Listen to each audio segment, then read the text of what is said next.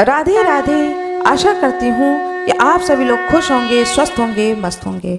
आज मैं आप लोगों को कथा सुनाने जा रही हूँ 10 महाविद्या को धारण करने वाले में से दूसरी माता माँ तारा की कहानी। चैत्र मासी नवम्याम तु शुक्ल पक्षे तु भूपते क्रोधा रात्रि मेहरशानी तारा रूपा भविष्यति।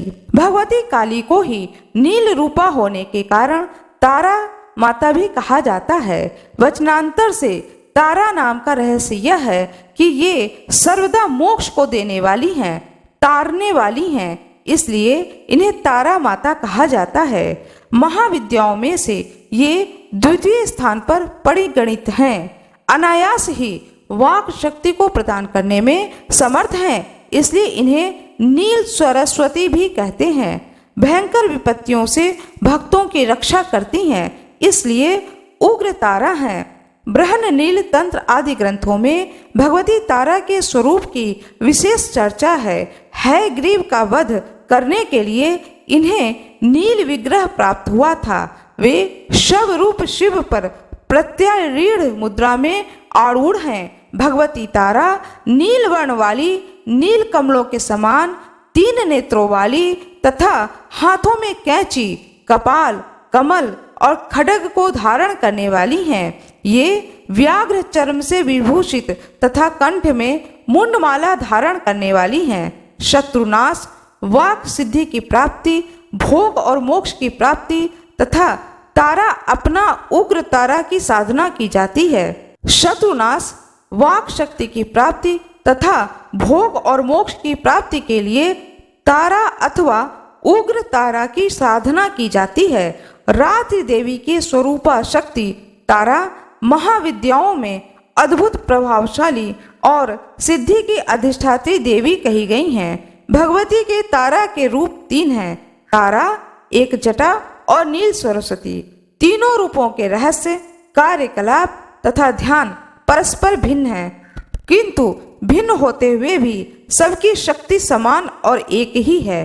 भगवती तारा की उपासना मुख्य रूप से तंत्रोक्त पद्धति से होती है, जिसे आग मुक्त पद्धति भी कहते हैं। इनकी उपासना करने से सामान्य व्यक्ति भी बृहस्पति के समान विद्वान हो जाता है। भारतवर्ष में सर्वप्रथम महर्षि वशिष्ठ जी ने माता तारा की आराधना की थी, इसलिए तारा माता को वशिष्ठाराधिता तारा भी कहा जाता है। वशिष्ठ जी ने सबसे पहले भगवती की आराधना करके वैदिक रीति से करनी आरंभ करी, जो सफल न हो सका। उन्हें अदृश्य शक्ति से संकेत मिला कि वे तांत्रिक पद्धति के द्वारा, जिसे चिनाचारा कहा जाता है, उपासना करें। तब वशिष्ठ मुनि ने तांत्रिक पद्धति का आश्रय लिया, तब उन्हें सिद्धि की प्राप्ति हुई। यह कथा आचार तंत्र में वशिष्ठ मुनि की आराधना उपाख्यान में वर्णित है। इससे यह सिद्ध होता है कि पहले चीन, तिब्बत, लद्दाख आदि में तारा माता की उपासना प्रचलित थी। तारा माता का प्रादुर्भाव मेरु पर्वत के पश्चिम भाग में चोलना नाम की नदी या चोलत सरोवर के तट पर हुआ था, जैसा कि स्वतंत्र तंत्र में वर्णित है। मेरो पंचम कुलो नु चौत्र ताख्यो हृदो महान तत्र यज्ञे स्वयं तारा देवी नील सरस्वती। महाकाल संहिता के कालखंड में तारा रहस्य वर्णित है, जिसमें तारा रात्रि में तारा की उपासना का विशेष महत्व है। बिहार के सहरसा जिले में प्रसिद्ध महिषी ग्राम में उग्र तारा का सिद्ध पीठ विद्यमान है। वहां तारा, एक जटा तथा नील सरस्वती की 3 मूर्तियां एक साथ हैं। मध्य में बड़ी मूर्ति तथा दोनों तरफ छोटी छोटी मूर्तियां हैं। कहा जाता है कि महर्षि वशिष्ठ जी ने यहीं पर माँ तारा की उपासना करके सिद्धि को प्राप्त की थी। तंत्र शास्त्र के प्रसिद्ध ग्रंथ महाकाल संहिता के गुह्य काली खंड में महाविद्याओं की उपासना का विस्तृत वर्णन है। उनके अनुसार तारा माता का रहस्य अत्यंत चमत्कारजनक है। माता तारा को प्रसन्न करने के लिए कोई गुरु से दीक्षा लेना आवश्यक है। तंत्र मार्ग हो अथवा सामान्य मार्ग हो, माता तारा की कृपा और सिद्धि तभी प्राप्त होती है जब गुरु के द्वारा बताया गया मार्ग आप जानते हों।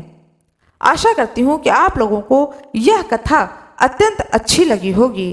माता तारा की जय हो, माँ दुर्गा की जय हो, सभी ऋषियों की जय हो, दृश्य ऋषियों की जय हो और दृश्य ऋषियों की जय हो।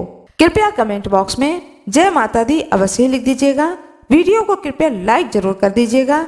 लाइक करने में आप लोगों का कोई नुकसान नहीं है। वीडियो को लाइक कर दीजिएगा, चैनल को सब्सक्राइब कर दीजिएगा, बेल आइकन दबाना न भूलिएगा। आप लोगों का बहुत बहुत धन्यवाद।